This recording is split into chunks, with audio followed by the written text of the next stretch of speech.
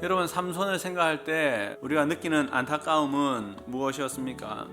삼손이 기도를 하지 않는다는 거예요. 그렇죠? 여러분, 왜 삼손이 기도하지 않았을까요? 여러분, 오늘날 수많은 하나님의 백성들이 왜 기도하지 않을까요? 그 이유는 하나님이 기도를 들으시고 또 기도한 것을 하나님이 반드시 응답하신다는 사실을 모르기 때문에 기도에 대한 오해로 인해서 기도하지 않는다라는 것이. 그래서 오늘 사도 요한은 우리의 기도를 하나님이 반드시 들으시고 또 기도하는 것을 하나님 반드시 주신다라는 것을 알아야 한다라고 오늘 이야기하고 있는 거예요. 그러면서 요한은 응답받는 기도의 중요한 조건 두 가지를 소개하고 있습니다.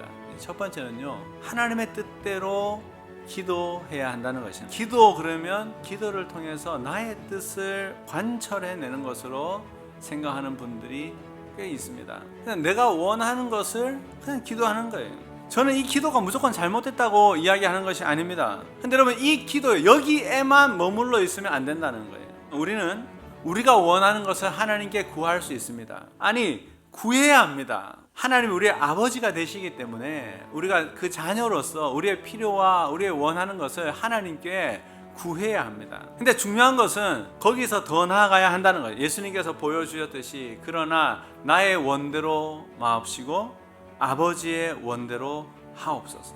여러분, 이것이 하나님의 뜻대로 하는 기도입니다.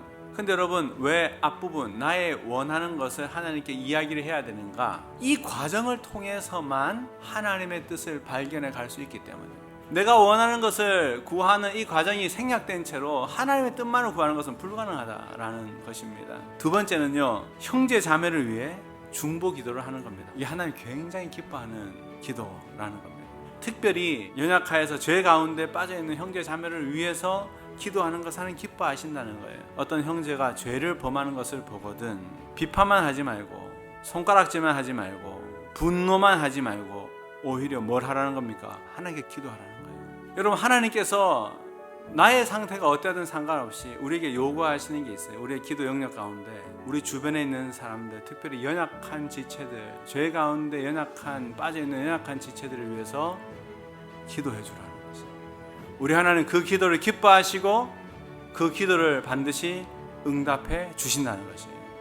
근데 놀라운 사실은 뭔지 아세요? 그 기도하는 가운데 하나님께서 먼저 우리를 회복시켜줘요. 나를 회복시켜줘요. 사랑하는 여러분, 축복합니다.